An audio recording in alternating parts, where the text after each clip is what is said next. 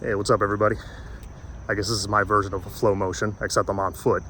Normally I'd be going to the gym in my complex here and banging out a quick workout, but unfortunately I have an injury right now, so I cannot lift weights, at least not heavy weights. So getting some steps in instead, taking a little bit of a break so I can heal up a little quicker. But yeah, I thought I'd kill two birds with one stone, hop on and do a quick video of my thoughts on the news over the past few days, because there's been a lot of it. First, the obvious news, Jake Garcia hitting the portal today. That one stings, I'm not gonna lie. No one was a bigger Jake Garcia fan than I was when he got recruited. Top 50 overall player, one of the top, I think, 5 or 7 quarterbacks in the nation. Talented kid, obviously has a very high ceiling. Hopefully, he did regress earlier this year, and hopefully he can land in a spot where his skill set can be developed with the right coach, and he can go tear it up. So I hope he does that. Once a Cane, always a Cane. I wish Jake the best, and it's unfortunate it didn't work out here, but honestly, he would have sat behind TVD. Let's be honest, he would have sat behind Jakari Brown and Emory Williams, should they have taken a step forward in their development, which we were all expecting that. So in all likelihood, he would not have been the starter at any point at Miami, barring a bunch of injuries. So I think it's a better fit if he went elsewhere, and that's what he's going to do. So best of luck to Jake. Now, the next news, Frank Ponce. He announced yesterday, or it was announced yesterday, that he will be heading back to Boone, North Carolina to be the offensive coordinator at Appalachian State. So again, I think it's better for him. I know his wife, I think, still works in Boone, North Carolina, so she did not make the trip down here to South Florida with him last year. Must be hard to be away from your spouse that long, so I don't blame him. It was a family decision, but also he enjoyed a lot of success as the play caller at App State last year, and I'm sure he'll continue to enjoy some success. So, good luck to him. And Frank, he's still a very young coach and has a lot of years ahead of him. He has very close ties with South Florida, very close ties with Coach Cristobal himself and the rest of the staff. So it's probably not his last stint with Miami. So we'll see what happens there. Now, that being said, I think the writing is on the wall, and I think more changes will be made to this coaching staff, specifically on offense. Offensive coordinator obviously being the big one. There's already rumors swirling of where Josh Gaddis might end up. I do think a change is going to be made there. I think, again, this is my opinion, I think he is on his way out, and we will have a new play caller next year. Again, just by seeing what's happening right now, there just seems like there's too much movement right now. I don't see, after the quarterback coach leaving, I don't see them retaining an offensive coordinator that, again, I've come on my channel and said this, that I don't think it was all his fault, but ultimately you're getting paid $1.8 million and you could only muster up 19 points a game. That's a problem. A change needs to be made, and Mario Cristobal doesn't allow failure to continue very long. So I think a change will be made. I was listening to Alex Dono's show earlier, Locked on Canes, and I agree with a couple of the names he mentioned. We were talking about it on Flo's show on Sunday night, and these two names kind of seem like safe bets. First of all, James Coley. Again, I'm gonna said it before, I'll say it again. I would not hate the idea of James Coley as our offensive coordinator again. He was offensive coordinator here for 3 years under the Al Golden regime from 2013 to 2015. And our offense, performed above average. They performed all right. I know 2013 was that last Stephen Morris year where he had to deal with that Achilles injury all season, basically partially torn Achilles. If I recall, I read that somewhere, like he was injured pretty bad, but we all know Stephen Morris was a tough dude. He kind of, toughed it out the rest of the season and played pretty well. We ended up 9-4 that year. Duke Johnson, that was one of his best seasons. Morris, was thrown to Philip Dorsett even. And I think Stacey Coley had his breakout freshman year that season. So the offense was decent. And 2014, that was Brad Kaya's freshman year. He was ACC Rookie of the Year. I don't know what was our point per game average or anything like that. I don't have that offhand. But I remember our offense being pretty solid, and with a true freshman quarterback, to coach him to that, I think that's pretty good. And 2015, I thought, was Brad Kaya's best year at Miami. That sophomore season that would then start the rumors, or not the rumors,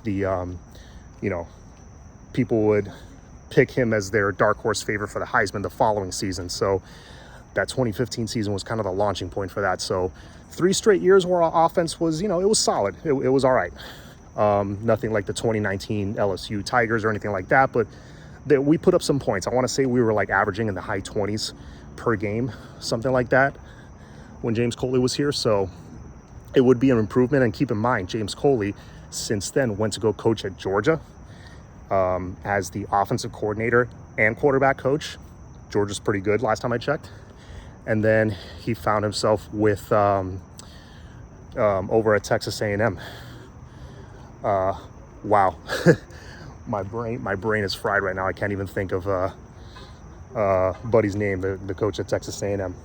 It'll come to me later. Anyway, Jimbo, thank you, Jimbo Fisher. So yeah, so I think James Coley would be a solid fit. Honestly, he's had a chance to mature as a coach. I mean, that was almost 10 years ago that he was the offensive coordinator at Miami. I'm sure he's only gotten better and learned and grown. So I would welcome him here with open arms as, like a plan B kind of option, like a fallback plan. I would be totally okay with James Coley as our offensive coordinator. And if he wants to be quarterback or wide receiver coach, I'd be okay with either one because he's an excellent recruiter. Now, the other guy brought up was Marcus Arroyo. I got to do a little more research on Marcus Arroyo, but I know that the guy at one point was coaching quarterbacks in the NFL with the Tampa Bay Buccaneers. And also, young dude, he, I think, played quarterback at Nevada in the early 2000s. So the guy understands modern college football. He went from having an 0-6 season, I think during the pandemic year, to a 5-7 season, I want to say, last year. And at one point, UNLV's their offensive ranks, they ranked like number 1 in a bunch of categories, I think halfway through last season. So again, got to do more research there. But Marcus Arroyo, coached with Mario Cristobal at Oregon, was co-offensive coordinator with him, then was the sole play caller once Mario Cristobal took over upon Willie Taggart's departure from Oregon. And we all know what they did in 2019. They went to the Rose Bowl. They won the Rose Bowl, won the Pac-12. Yeah, I mean, track record's pretty solid. And both guys would be great fits. Honestly, I wouldn't be shocked if I see both of them here because both are great fits. Both are good recruiters. And I think they fit the culture and they fit what Mario wants to do. So I'd be okay with either hire. Again, I keep thinking both would be good as like plan B, like safe bets. But honestly, I'd be pretty pleased with either hire. But if you want to go splashier, big name hire, let's keep kicking the tires on who else is out there. I don't think Cliff Kingsbury is going to happen. Ken Dorsey, I don't think that's going to happen. I think that's a pipe dream that we have to let go of. Unless he wants to make a stop in college later in his career. I don't see him leaving the NFL anytime soon. Yeah, so let's see what other big names pop up there. If they want to take a shot at a big name, make a big splash, spend the money, okay, great. But honestly, you want to go with the safe bet, Marcus Arroyo, James Coley, who have coached with Mario before.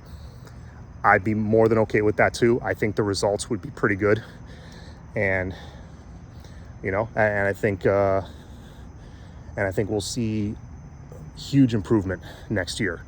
Now, of course, that all depends on how much the roster improves. We've already made huge improvements to the offensive line. We already landed 2 very, very quality starters. So, we'll obviously be able to move the football. Running the ball, we're going to be much improved. We just added more news that I got to catch up on. We just added Cam McCormick, that tight end from Oregon, who's like in his 19th season in college or something like that. He must be setting some kind of record because I've never seen eligibility like that. But I think he was definitely added primarily as a blocker and maybe as a red zone threat because the guy's 6'5", 265. So pair him with Elijah Arroyo, who's around the same size, both good blockers, both good hands, both athletic. I like what I'm seeing. I like what Mario's putting together in the trenches and the running game. And then we added, the linebacker from Duke. I think that's a good depth pickup. Smart player, athletic player, very mature.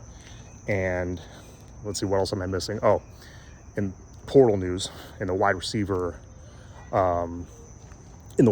category, I think I would love the prospect of Gary Bryant Jr. joining the Hurricanes, even though he doesn't bring the ideal size that you would want. I would want more of a 6'2", 6'3" kind of guy, more of a red zone threat, a guy that you can pair with Kobe Young, maybe put opposite side of him. But looking back, I know this is a different era, but you could probably find it today, honestly. There are X and Z receivers. I think those are the X and Z. Those are the guys that play on the outside, if I'm not mistaken. I think you could find X and Z receivers that can excel on the outside. Look at Santana Moss. Look at, Steve Smith, Carolina Panthers. There are plenty of, sub 6 foot guys that have lined up on the outside and have done very well. And I think Gary Bryant Jr. is a guy that can do that. If you can pick him up, even at 5'11", I think you can line him up on the outside. And I think he could shake most corners in the ACC. Put him alongside Kobe Young. You got X in the slot. Now, all of a sudden, it's starting to take shape because you got Jacoby George coming back, hopefully. You got, who else? You got Ray coming into the fold now with this incoming class. You got Robbie Washington. And also, Gary Bryant, I think, was a really good kick returner, if I'm not mistaken. So that would be very welcome. And Miami's not going to be done. I'm sure even if they get him, they're going to keep their eyes open for a 6'4", 6'5" kind of receiver that they can put out there. So be patient, guys. More waves of players will hit the portal. Miami's not done. Mario has a plan. Let's let him work that plan. Is there anything else as I finish my walk? Let's see, the portal news. Of course, we've talked about, I don't think I've come on my channel and talked about Matt Lee and the importance of that pickup. The McCormick and the Riley, this kid from Duke, I think his name is Riley off the top of my head. Those guys are more depth pickups, whereas Matt Lee, that dude's a starter. That dude is a starter, and I think he's going to excel at center. I hope Ja'Kai Clark stays because we need the depth. And Ja'Kai can fill in nicely, maybe at guard or something if we need him as a rotational guy. But love the Matt Lee pickup, and Miami's. Don't listen to the haters. Miami's doing well in the portal right now. Mario's executing his plan. He's building from the trenches out. Okay, that's the way you're supposed to build the team, and that's what he's doing. So let's see. Last thing, I would like to see Miami go after a portal quarterback, because now with Jake Garcia gone, you're down to TVD, who, we all kind of assume he'll just return to that 2021 form under Rhett Lashley. And you know what? If we bring in a guy like James Coley to help develop him a little bit, call some plays that are more suitable for him, yeah, he might return to that 2021 form. But remember, he's recovering from a bad shoulder injury. So you got TVD recovering from an injury.